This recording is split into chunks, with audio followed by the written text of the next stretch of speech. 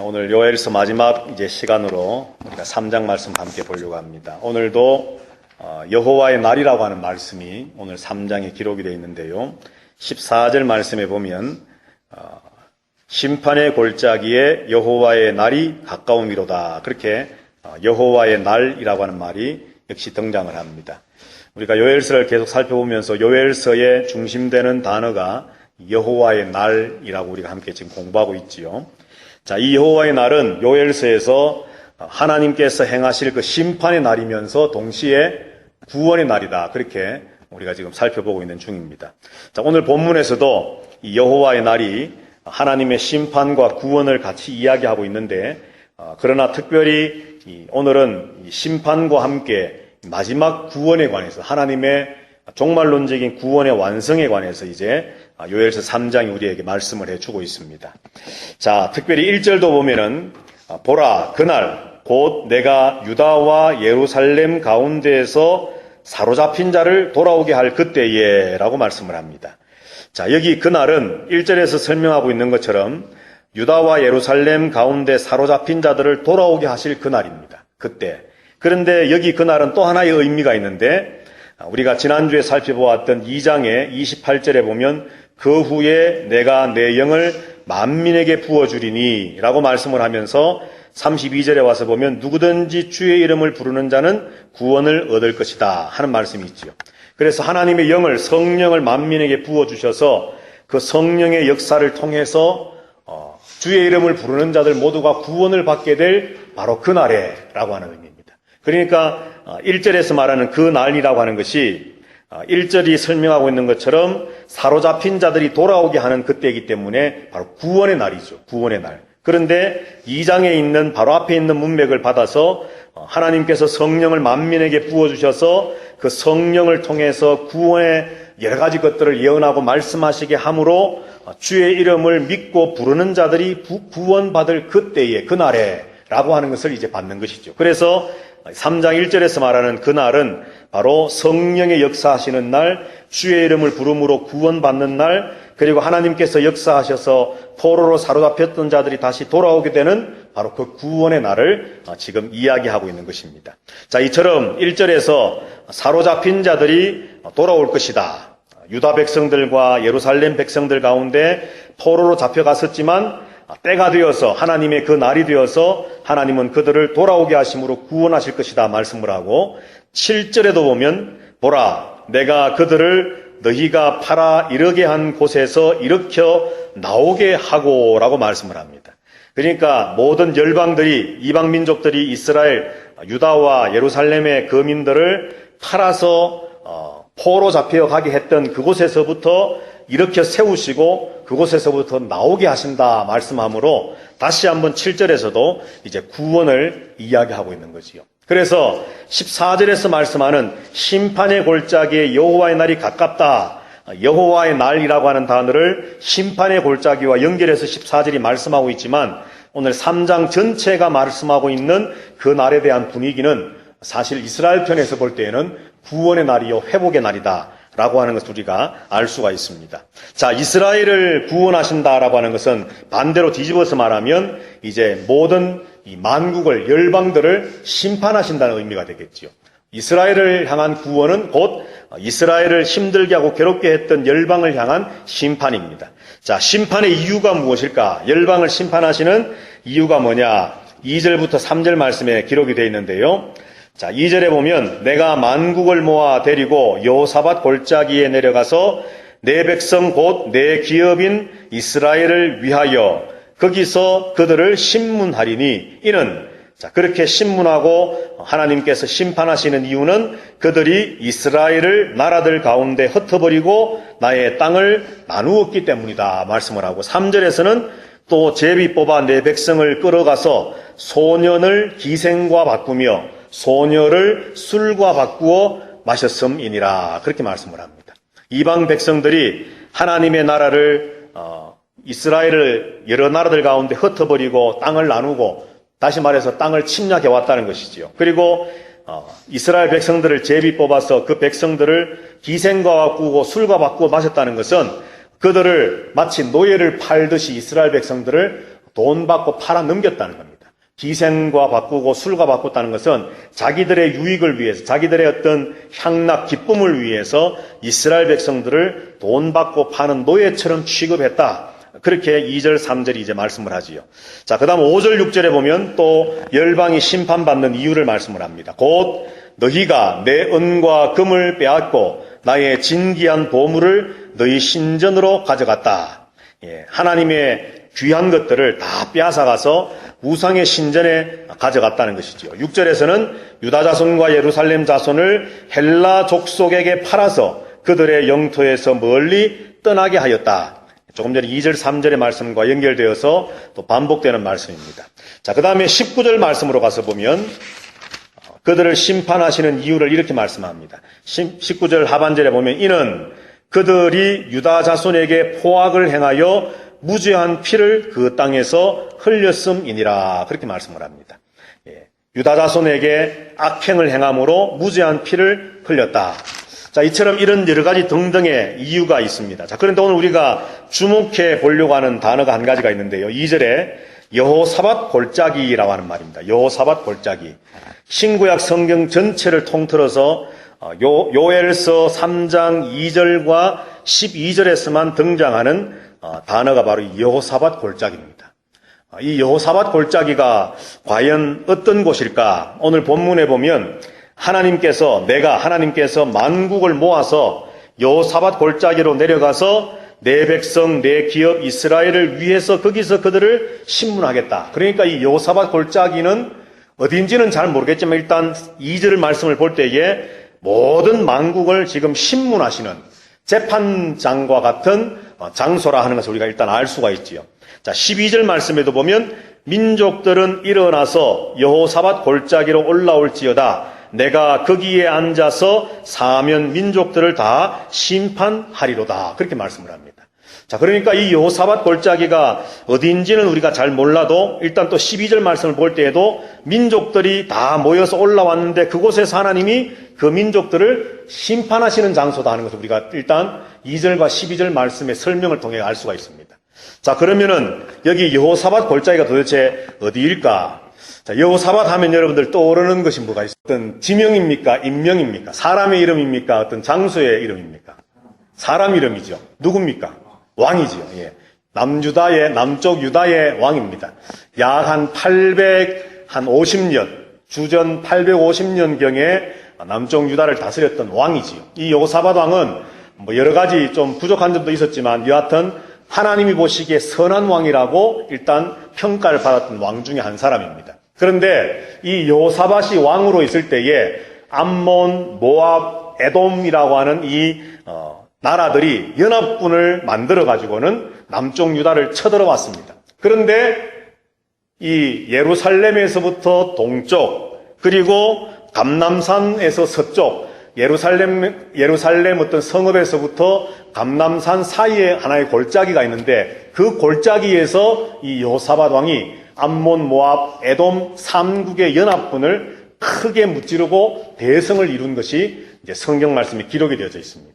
자, 그래서 성경에서는 그곳을 뭐 여호사밧 골짜기라고 다른 곳에서는 말씀을 하지 않는데 오늘 요엘이 여호사밧 골짜기에서 하나님이 만국을 열방을 심판하시겠다 말씀을 하면서 이 요엘이 활동했던 시기가 언제쯤이냐 하면 주전 800년입니다. 그러니까 여호사밧이 활동하고 나라를 다스리고 한 50년 뒤쯤에 활동했던 선지자가 이 요엘 선지자라는 거죠. 그러니까 요엘은 여호사밧이 3개국의 연합군의 전쟁에서 승리했던 것을 알고 있었다는 것이죠. 후대 사람이니까, 그죠?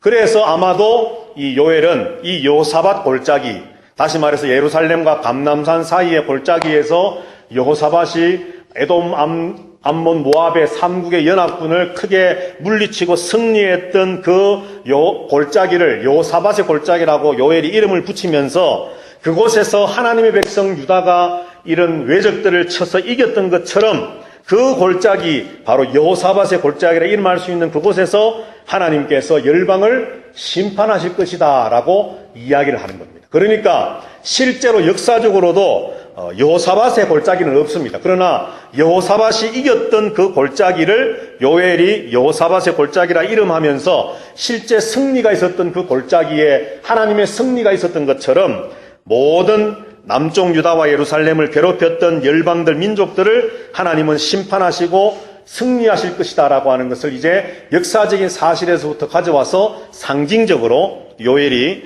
이야기를 하고 있는 것이죠. 그래서 이 여호사밧 골짜기 2절과 12절이 우리에게 설명해 주는 것처럼 하나님께서 모든 민족을 심판하시는 장소가 여호사밧의 골짜기인데 요엘은 바로 그 장소를 하나님의 심판과 하나님의 승리가 있을 상징적인 장소로 이제 여호사밧의 골짜기라고 요엘이 이름을 붙이고 있다는 겁니다.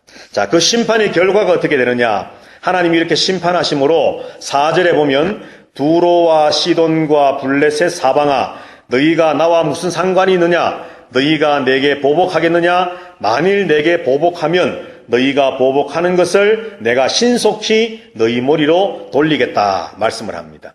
그러니까 게임이 상대가 안 된다는 것이지요.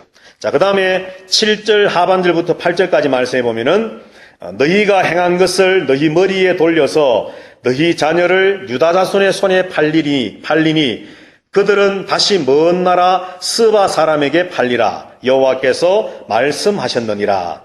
유다 백성들에게 행했던 것 그대로를 너희에게 갚아주겠다 그렇게 말씀을 합니다. 자, 그 다음에 19절 말씀에도 다시 돌아가서 보시면 더 뒤편에 19절 상반절이죠. 그러나 애굽은 황무지가 되겠고 에돔은 황무한 들이 되겠다라고 말씀을 합니다. 애굽과 에돔, 특별히 어떤 세상을 상징하고 악의 무리를 상징하는 애굽과 에돔이 황무한 땅이 될 것이다. 이렇게 하나님께서는 심판하심으로 그 심판의 결과가 자기들이 행한 대로 받게 될 것이고 황무한 땅이 될 것이다. 그렇게 말씀함으로 이제 하나님께서 이 열방의 심판의 결과가 어떠할 것인가를 우리에게 말씀을 해줍니다. 자, 오늘날 우리가 이 땅을 살면서 우리가 참 신앙생활 하는 가운데 가지게 되는 많은 의문들 가운데 오늘 이스라엘 백성을 향한 이 구원의 말씀과 같이 때로는 하나님의 백성들을 힘들게 하고 핍박하고 괴롭히는 존재들이 있을 수 있다는 것이죠. 그런데 결국은 하나님께서 그들을 지난주에 우리가 보았던 것처럼 하나님의 성령의 역사하심을 통해 주의 이름을 부르는 자들을 구원해 주시고 그들을 참으로 돌아오게 하시는 회복을 통해서 하나님의 백성들을 마침내 건지시고 구원하실 것이지만 하나님의 백성을 힘들게 하는 자들을 하나님은 마침내 반드시 심판하실 것이다 라고 하는 것이 바로 이 요엘서 3장이 우리에게 다시 한번 말씀을 해주는 겁니다. 자, 그런데 이제 우리가 두 가지를 더 생각을 해보려고 하는데요. 자, 이런 하나님의 승리가 그냥 자연스럽게 자동적으로 되어지는 것이 아니라 이런 열방들과의 전쟁을 통해 하나님이 승리하실 것이다 라고 하는 것을 요엘서가 우리에게 말씀을 해주고요. 그리고 그 전쟁에서의 승리 이후에 하나님의 최후의 승리와 영원한 복이 유다 백성들, 이스라엘 백성들에게 주어질 것이다 하는 것을 우리에게 말씀을 해줍니다. 자, 9절부터 11절까지 말씀해 보면은 이제 전쟁에 관한 말씀이 나옵니다. 자, 9절부터 11절을 제가 읽겠습니다. 너희는 모든 민족에게 이렇게 널리 선포할지어다. 너희는 전쟁을 준비하고 용사를 격려하고 병사로 다 가까이 나와서 올라오게 할지어다. 너희는 보습을 쳐서 칼을 만들지어다. 낫을 쳐서 창을 만들지어다. 약한 자도 이르기를 나는 강하다 할지어다. 사면의 민족들아 너희는 속히 와서 모일지어다. 여호와여 주의 용사들로 그리로 내려오게 하옵소서. 자, 9절부터 11절에 보면 이제 모든 민족들 열방들에게 전쟁을 준비해서 올라오라는 겁니다. 하나님께 한번 도전해 보라고 지금 말씀을 합니다. 자, 여러분들 요한계시록에 보면은 마지막 때에 바로 이런 사탄의 나라와 왕국과 하나님 나라와의 어떤 전쟁이 기록되어져 있지요. 자, 우리 한번 16장 말씀으로 가셔서 요한계시록입니다. 요한계시록. 자, 이것을 우리가 찾아보고 연결해 보는 이유는 요엘서 후반부 3장 후반부에 나와 있는 이 말씀들이 요한계시록의 기록의 어떤 근거가 되어지는 말씀들로 요엘서가 기록이 되어 있기 때문에 우리가 한번 비교하고 읽어볼 필요가 있습니다. 자, 요한계시록 16장 14절 말씀 한번 다 같이 읽어보겠습니다. 시작. 그들은 귀신의 영이라 이적을 행하여 온 천하 왕들에게 가서 하나님 곧 전능하신 이의 큰 날에 있을 전쟁을 위하여 그들을 모으더라. 아멘. 16절입니다. 제가 읽습니다. 새 영이 히브리어로 아마겟돈이라 하는 곳으로 왕들을 모으더라. 아멘.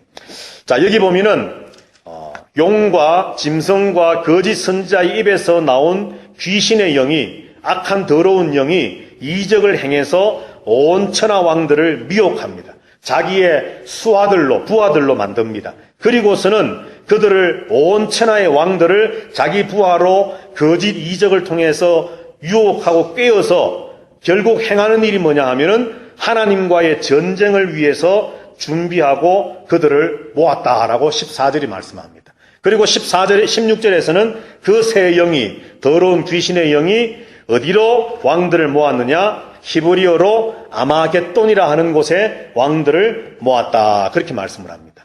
자, 여러분들 조금 전에 우리가 요엘서 3장에서 여호사밧의 골짜기를 보았습니다. 그죠? 여호사밧의 골짜기.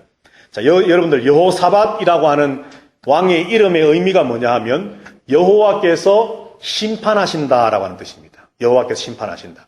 그러니까 여호사밧 골짜기라는 말이 2절과 아까 요엘서 3장 2절과 12절에서 하나님이 심판하시는 곳이다라고 하는 설명이 붙기도 붙었지만 여호사밧이라고 하는 이름 자체가 여호와께서 심판하신다는 의미입니다. 그런데 요엘이 구태여 여호사밧의 골짜기라고 하는 어떤 그런 지명이라 그런 지명은 사실 없는데 요엘이 이름을 붙여서 여호사밧이 이겼던 승리했던 그 골짜기의 이름을 이제 갖다 붙인 거죠. 여호사밧의 골짜기. 그리고는 전쟁을 위해서 모든 민족들아 모여라. 그렇게 9절부터 11절에서 요엘서 3장이 이야기를 합니다. 자, 그런데 오늘 요한계시록에서 보니까 이 더러운 귀신들이 용과 짐승과 거짓 선지자 입에서 나온 사탄에게서부터 나온 이 더러운 귀신들, 이 새 영이 왕들을 미혹해서 온 천하 사람들을 하나님과 맞서 전쟁을 하기 위해서 모이게 한다는 겁니다. 그런데 그 모인 곳이 어디냐? 아마겟돈이라 그렇게 말합니다. 자, 그러니까 두 가지 사실에서 우리가 요엘서 3장과 요한계시록 16장을 비교해 볼 수 있는데, 첫 번째는 천하 임금들을 모았다, 전쟁을 위해서. 또 요엘서 3장에서도 모든 열국들이 전쟁을 준비해서 모이라 하는 말씀이 서로 연결되어 같은 것이지요.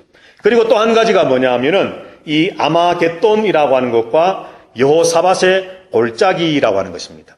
자, 조금 전에 여호사밧의 골짜기는 심판의 골짜기라고 그랬지요.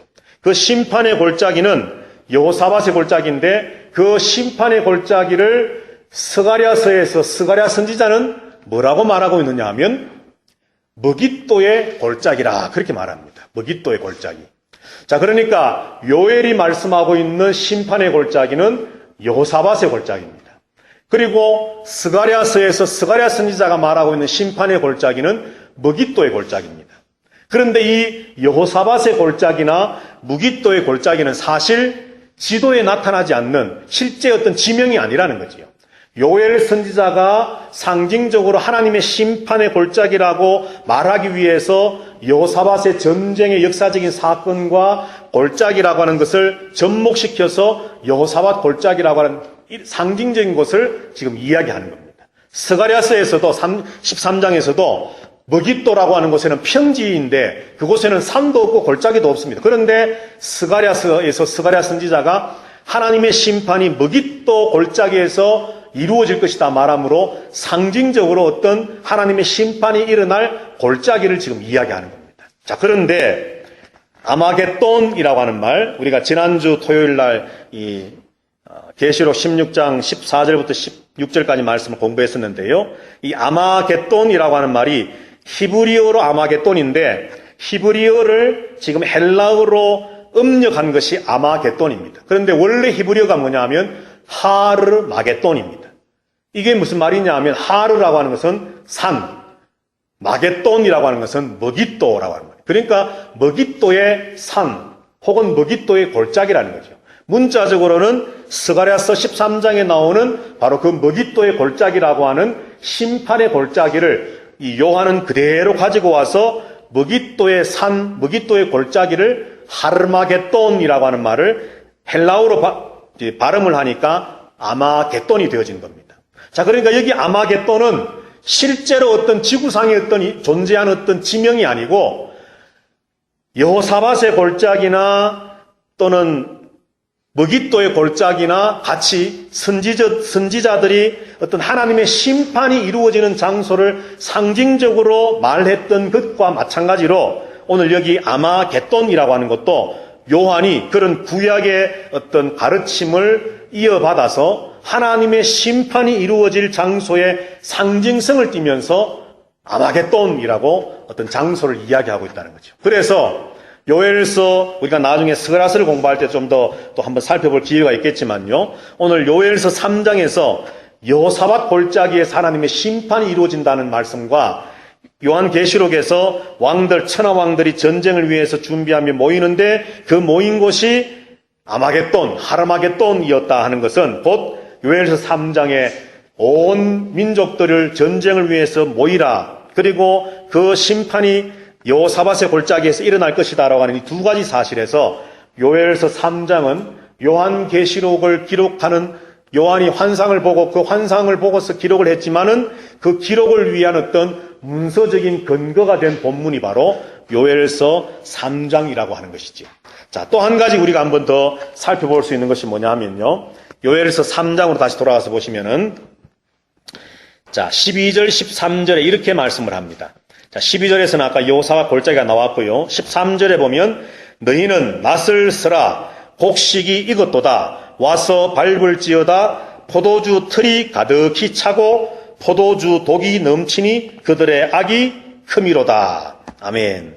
자, 여기 보면은 곡식을 추수하는 모습이 나오고 또 포도를 추수해서 포도주 틀에다가 넣고서 또 그 포도주 틀에 또 포도주가 독에서 이 항아리에서 넘친다. 그들의 악이 큰 것이다. 이 포도주 진노의 포도주 혹은 포도주 틀을 바른다라고 하는 요한계시록 14장 19절부터 21절에 있는 이미지가 오늘 본문에 또 기록이 되어 있죠.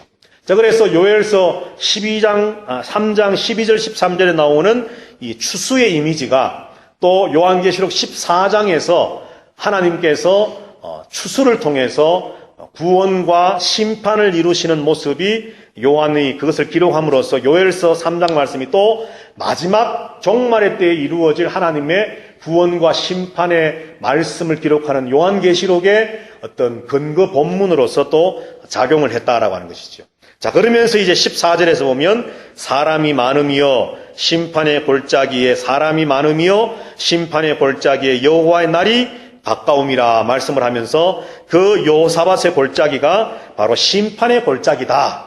다시 말해 머깃도의 골짜기다. 스가랴가 말했던 것처럼 또 요한이 말했던 것처럼 하르마겟돈, 아마겟돈이다 라고 하는 것을 요엘 선지자가 계속해서 강조를 합니다. 자, 그래서 지금 요엘이 바라보고 있는 것은 단순히 이스라엘 백성들, 남쪽 유다, 예루살렘 백성들이 바벨론 포로로 붙잡혀갔다가 돌아오고 다시 나라를 되찾게 되고 성전을 다시 짓고 성벽을 지어서 나라가 회복되는 그것만을 지금 예언하는 것으로 끝나는 것이 아니라 1차적인 예언은 바로 그것이었지만 이미 주전 800년 전에 다시 말해서 요한보다도 한 800년 전에 이미 마지막에 있을 종말론적인 하나님의 구원과 심판에 관한 예언을 요한이 요한계시록 기록하기 전에 하나님은 요엘 선지자를 통해서 이미 동일한 환상을 보게 하시고 그것을 예언하게 하셨다라고 하는 것을 우리는 알 수 있다는 거죠. 그래서 요엘이 말하고 있는 이 구원과 회복과 심판은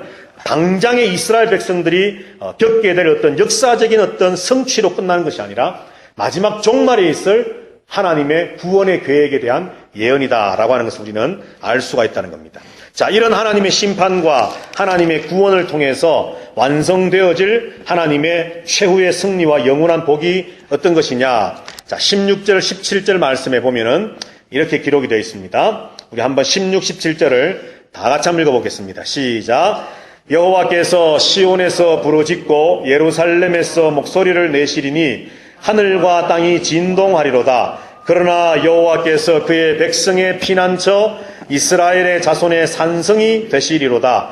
그런즉 너희는 나는 내 성산 시온에 사는 너희 하나님 여호와인 줄 알 것이라. 예루살렘이 거룩하니 다시는 이방 사람이 그 가운데로 통행하지 못하리로다. 아멘. 자, 하나님의 최후의 승리와 영원한 복, 그것과 함께 먼저 하나님 말씀하시는 것이 뭐냐면 하나님의 영원한 임재입니다. 하나님의 임하심입니다. 자, 오늘 본문에 보면은 하나님께서 하늘과 땅이 진동하리로다. 그러나 여호와께서 그의 백성의 피난처 이스라엘 자손의 산성이 되신다. 그렇게 말씀을 하면서 17절에서는 너희가 나는 내 성산 시온에 살고 있는 거하는 너희 하나님 여호와인 것을 알 것이다. 그렇게 말씀을 합니다. 그러니까 하나님의 승리가 이루어지고 하나님의 구원이 완성되어지면 결국 예루살렘 시온에 하나님이 오셔서 그곳에 사실 것이라는 거죠. 거하신다는 겁니다. 자, 이 사실을 21절 마지막 절에서 요엘은 또 이렇게 말하죠. 요엘서 마지막입니다. 3장 21절 제일 끝에 보면 이는 여호와께서 시온에 거하심이니라 말씀을 합니다. 자, 그러니까 하나님의 승리와 하나님의 구원, 하나님의 심판이 완성되어지는 결말이 뭐냐 하면 하나님이 예루살렘에 거하시는 겁니다. 시온에 거하시는 겁니다. 자, 요한계시록도 마찬가지지요. 우리 한번 요한계시록 저 뒤편 21장으로 한번 가셔서 보실까요? 자, 요한계시록도 일곱 심판, 나팔, 일곱 대접 심판, 또 사탄의 어떤 바벨론의 멸망, 사탄의 멸망 등등의 수많은 과정들을 말씀한 다음에 21장과 22장에 와서 하나님이 전쟁에서 승리하시고 구원이 완성되어졌을 때의 그 모습을 이렇게 설명을 합니다. 자, 21장 먼저 1절부터 3절까지 제가 읽겠습니다. 또 내가 새 하늘과 새 땅을 보니 처음 하늘과 처음 땅이 없어졌고 바다도 다시 있지 않더라. 또 내가 보매 거룩한 성 새 예루살렘이 하나님께로부터 하늘에서 내려오니 그 준비한 것이 신부가 남편을 위하여 단장한 것 같더라. 내가 들으니 보좌에서 큰 음성이 나서 이르되 보라, 하나님의 장막이 사람들과 함께 있음에 하나님이 그들과 함께 계시리니 그들은 하나님의 백성이 되고 하나님은 친히 그들과 함께 계신다 말씀을 합니다. 하늘에서부터 새 예루살렘 성이 내려옵니다. 그런데 그 새 예루살렘 성이 내려오는데 그것이 바로 하나님의 장막이 하나님과 함께 계시고 하나님이 그들과 교회와 함께 계심에 대한 어떤 증거라고 말씀하죠. 조금 전에 요엘서에서 16, 17절에서 내가 예루살렘 시온에 산다, 시온에 거한다 라고 말씀하시므로 하나님의 승리가 완성되고 구원이 완성된 것을 결론적으로 하나님의 임재를 통해, 완벽한 임재를 통해 말씀하셨던 것처럼 요한계시록도 많은 영적 전쟁을 말씀한 다음 21장에 와서 하나님이 장막을 쳐서 그들과 함께 계신다, 그들과 함께 있는다, 거하신다 라고 하는 말로 하나님의 승리와 구원의 어떤 완성을 이제 이야기하고 있습니다. 자, 그 다음에 7절 말씀도 마찬가지죠. 계시록 21장 7절 이기는 자는 이것들을 상속으로 받으리니 나는 그의 하나님이 되고 그는 내 아들이 될 것이다. 22절 말씀에도 보면 성 안에서 내가 성전을 보지 못하였으니 이는 주 하나님 곧 전능하신 이와 및 어린 양이 그 성전이심이라. 하나님이 우리 인간과 완전히 하나가 되어지심으로 예루살렘 성과 새 예루살렘 성이 곧 성전이 되고 성전이 곧 하나님이 되심으로, 다시 말해서 교회가 하나님이고 하나님이 교회가 되심으로 서로의 구분이 없는 완전한 하나의 어떤 완성, 하나님이 완전히 하나님의 백성 가운데 임재하시는 그 완성이 이루어졌음을 성전이 보이지 않고 하나님이 성전이시다는 말로 이제 요한은 표현을 합니다. 자, 이렇게 함으로 자, 요엘서에서 바로 하나님이 시온과 예루살렘에 거하신다라고 하는 말을 요한계시록 21장에 와서 동일한 표현을 통해서 하나님의 구원의 완성을 이렇게 요한도 설명을 하고 있다는 것이죠. 자, 또 한 가지 이제 영원한 복에 관해서 우리가 한번 요엘서 말씀을 다시 돌아가서 한번 보실까요? 자, 요엘서 말씀. 자, 18절, 20절 말씀인데요. 자, 우리 한번 18절 말씀부터 다 같이 한번 읽어보겠습니다. 시작. 그날에 산들이 단 포도주를 떨어뜨릴 것이며 작은 산들이 젖을 흘릴 것이며 유다 모든 시내가 물을 흘릴 것이며 여호와의 성전에서 샘이 흘러나와서 시딤 골짜기에 되리라. 아멘. 예. 산 위에서 포도주가 막 뚝뚝 떨어진다는 겁니다. 그만큼 막 이제 포도가 많이 맺힌다는 거지요. 그리고 산들이 젖을 흘린다. 산들이 아주 비옥해진다. 좋은 땅들이 된다. 그리고 유다 모든 시내에서 물이 흘러넘친다. 물이 마르지 않을 것이다. 그리고 여호와의 성전에서부터도 샘이 흘러서 시딤 골짜기에 물을 대게까지 될 것이다. 여호와의 성전에서부터 샘이 흘러나온다. 에스겔서 47장에 있는 말씀에 여호와의 성전에서부터 문지방에서부터 이제 물이 흘러서 세상을 적시는 강이 되어지는 어떤 환상이 있는 것처럼 여호와의 성전에서 샘이 흘러나오는데 여기 보면 또 시딤 골짜기라고 하는 곳이 있습니다. 시딤 골짜기. 이 시딤은 우리가 잘 아는 대로 아카시아 나무지요. 아카시아 나무. 하나님의 그 성막 법궤를 만들었던 아카시아 나무. 다시 말해서 아카시아 나무는 메마른 땅에 황무지 광야에서도 잘 자라는 나무인데 시딤 골짜기라고 하는 것은 그처럼 다른 식물들은 자라지 못하고 아카시아 나무만 척박한 어떤 멕시코로 친다면 선인장같이 어떤 메마르고 사막과 같은 광야에서만 자라는 그런 시딤 나무들만 무성한 그런 골짜기에도 여호와의 성전에서부터 흘러나온 샘이 그곳까지 물이 흘러가서 그 광야에도 물이 차게 될 것이다. 다시 말해서 하나님의 은혜가 온 세상에 넘치게 될 것이다. 라고 하는 것을 이제 18절이 우리에게 말씀을 해줍니다. 자, 그리고 20절에 보면 유다는 영원히 있겠고 예루살렘은 대대에 있으리라 말씀을 합니다. 자, 이 말씀 18절과 20절 말씀을 보면 요한계시록 여러분들 어떤 말씀이 기억이 나지요? 예, 마지막 장 22장에. 예. 자, 22장에 한번 보실까요? 22장 1절부터 5절까지 말씀이죠. 22장 1절부터 5절. 우리 한번 천천히 한번 다 같이 말씀을 읽도록 하겠습니다. 또 그가 수정같이 맑은 생명수의 강을 내게 보이니 하나님과 및 어린 양의 보좌로부터 나와서 길 가운데로 흐르더라. 강 좌우에 생명나무가 있어 12가지 열매를 맺되 달마다 그 열매를 맺고 그 나무 잎사귀들은 만국을 치료하기 위하여 있더라. 다시 저주가 없으며 하나님과 그 어린 양의 보좌가 그 가운데 있으리니 그의 종들이 그를 섬기며 그의 얼굴을 볼 터이요 그의 이름도 그들의 이마에 있으리라. 다시 밤이 없겠고 등불과 햇빛이 쓸데없으니 이는 주 하나님이 그에게 비치심이라. 그들이 세세토록 왕노릇 하리로다. 아멘. 자, 여기 특별히 보면은 1절, 2절 말씀에 보면은 생명수가 어디에서부터 흘러나온다고요? 하나님과 어린 양의 보호자로부터, 성전에서부터. 왜냐하면 조금 전에 하나님과 어린 양이 곧 성전이라 그랬지 않습니까? 그죠? 바로 그 성전에서부터 생명수가 흘러나왔습니다. 그리고는 온 사방으로 흘러가는데 그 물이 흘러가는 곳마다 열매를 맺고 만국이 치료함을 받는다. 소생함을 받는다는 거죠. 마치 시딤 골짜기에 물이 흘러가서 메마른 그 땅에 어떤 다른 생물들, 어떤 살아 움직이는 것들이 다시 소생할 수 있는 것처럼 그런 만국이 치료함을 받는 것처럼 어떤 생명의 역사가 일어날 것이다. 그리고 3절, 4절, 5절, 상반절까지 어떤 일어날 현상들을 이야기하면서 하나님의 백성들이 세세토록 하나님과 함께 왕노릇 할 것이다. 조금 전에 요엘서 3장 20절 말씀에서 유다와 예루살렘이 영영이 대대에 있을 것이다 라고 하는 말씀처럼 하나님의 백성들이 세세무궁토록 하나님과 함께 더불어 왕노릇 할 것이다. 그렇게 말씀을 하고 있습니다. 자, 이처럼 이 특별한 구절이 바로 22장 1절부터 5절이지만 그 외에도 21장 6절이나 또 22장 17절 말씀도 한번 볼까요? 자, 17절, 22장 17절. 성령과 신부가 말씀하시기를 오라 하시는도다. 듣는 자도 오라 할 것이요 목마른 자도 올 것이요 또 원하는 자는 값없이 생명수를 받으라 하시더라.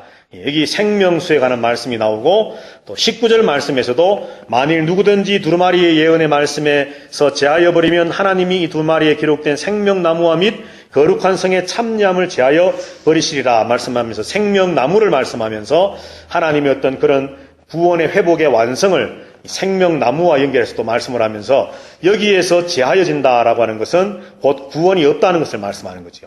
자, 이처럼 하나님의 생명수가 흘러감으로 온 세상이 회복되어지고 그 세상이 회복되어지는 것과 맞물려서 하나님의 백성들 교회가 영원토록 하나님과 왕노릇 할 것이다 라고 하는 이 요한계시록 22장의 그림이 곧 요엘서 3장 하반부에 후반부에 있는 바로 요엘이 예언했던 그 말씀과 연결되어지는 말씀이라는 거죠.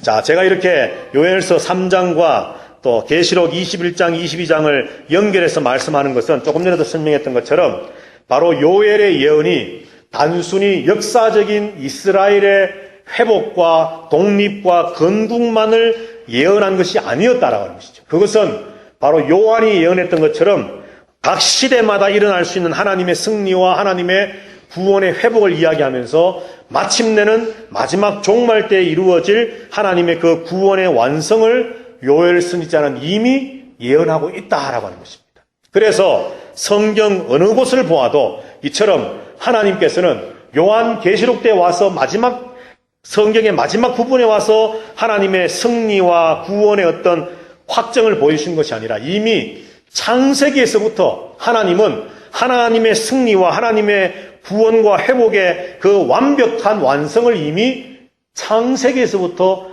또 선지서에, 역사서에, 또 복음서에, 서신서에, 심지어 마지막에 계시록에서까지 하나님은 기록을 해놓으셨다는 겁니다. 그렇다면 우리가 해야 될 것이 뭐겠습니까, 여러분?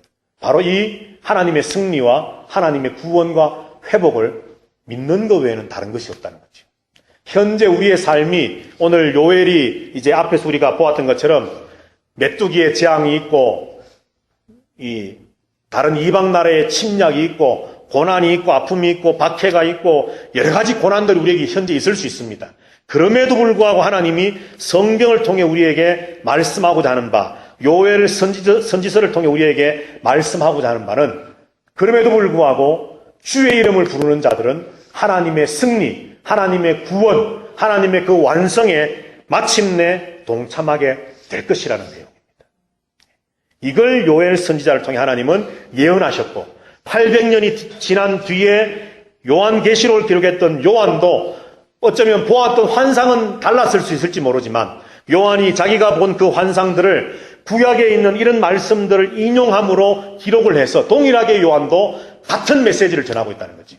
교회가 비록 이 땅에서 사탄과 영적 전쟁에서 피 흘림까지 싸우며 고난을 당하며 참으로 순교의 자리에 떨어지기도 하며 수많은 아픔이 있을지라도 마침내 하나님은 승리하실 것이고 마침내 하나님은 구원과 회복을 완성하실 것이다. 그러므로 교회들이여 너희들은 인내함으로 끝까지 하나님의 말씀을 지킴과 예수 그리스도를 믿는 믿음에서 낙오되지 말고 끝까지 그 믿음의 자리를 지키는 이기는 자들이 되라. 이것이 바로 성경 전체의 또 요엘서의 요한계시록의 메시지였다라고 하는 것입니다. 이제 우리가 요엘서를 마치면서 바로 요엘서 메뚜기의 재앙도 있었고 또 열방의 어떤 침략도 있었고 또 가뭄으로 인한 고난도 있었지만은 그럼에도 불구하고 하나님을 부르는 자, 하나님께로 돌아오는 자에게는 구원과 승리가 있음을 우리가 요엘서를 우리가 기억을 하면서 하나님 앞에서 하루하루의 삶을 이런 믿음으로 승리해 나가며 살아갈 수 있게 되기를 주님의 이름으로 축복합니다.